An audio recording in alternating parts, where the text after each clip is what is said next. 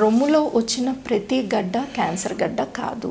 Okay, చాలామంది ఏమవుతుంది అని అంటే గడ్డను చూడంగానే ఇది క్యాన్సర్ ఏమో అనేసి చాలా భయపడుతూ ఉంటారు. అలా ప్రతి గడ్డ క్యాన్సర్ గడ్డ కాదు. 90% ఆఫ్ ద టైమ్స్ అవి నార్మల్ ఫ్యాట్కి సంబంధించినవి కానీ నార్మల్ టిష్యూ గడ్డలు కానీ ఉంటాయన్నమాట. కానీ ఏది క్యాన్సర్ గడ్డ ఏది కాదు అనేది మనకి ఐడియా ఉండదు.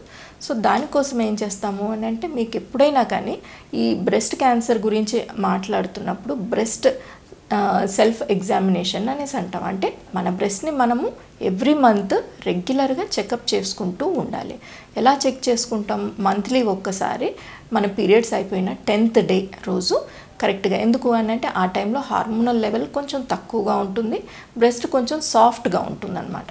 ఆ టైంలో మనం చెక్ చేసుకుంటూ ఉంటే మనకు కొత్తగా ఏ గడ్డ స్టార్ట్ అయినా కానీ మనకు అరే ఇది బ్రెస్ట్ క్యాన్సర్ గడ్డ అనేసి మనకు తెలుస్తుంది. సో అంటే బ్రెస్ట్ క్యాన్సర్ కానీ లేకపోతే ఇంకేదన్నా నార్మల్ గడ్డ అయినా అయి ఉండొచ్చు. అది వెంటనే మనము మన డాక్టర్కి రిపోర్ట్ చేయాలి.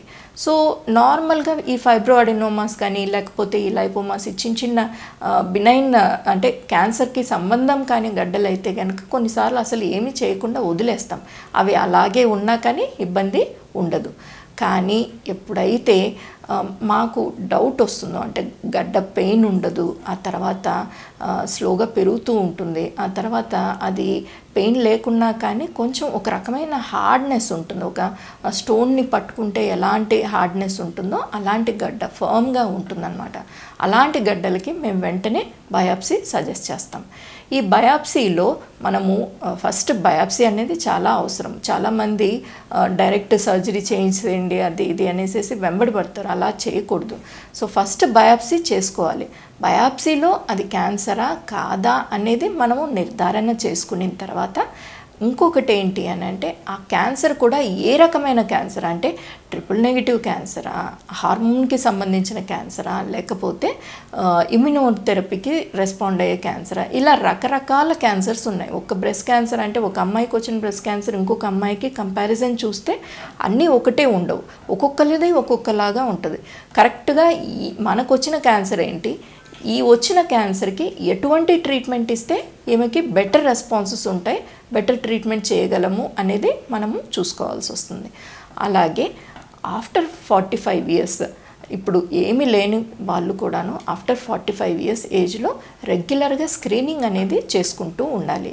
ఈ స్క్రీనింగ్ టెస్ట్లలో మనం ఏం చేస్తామంటే మ్యామోగ్రఫీ అనేసి చేస్తాం. ఈ మ్యామోగ్రఫీలో మనకు కరెక్ట్గా ఒకవేళ అంటే బ్రెస్ట్ క్యాన్సర్ ఇంకా డెవలప్ కాని స్టేజ్లో కూడా 0 స్టేజ్లో కూడా మనము గడ్డను ఐడెంటిఫై చేయడానికి అవకాశం ఉంటుంది.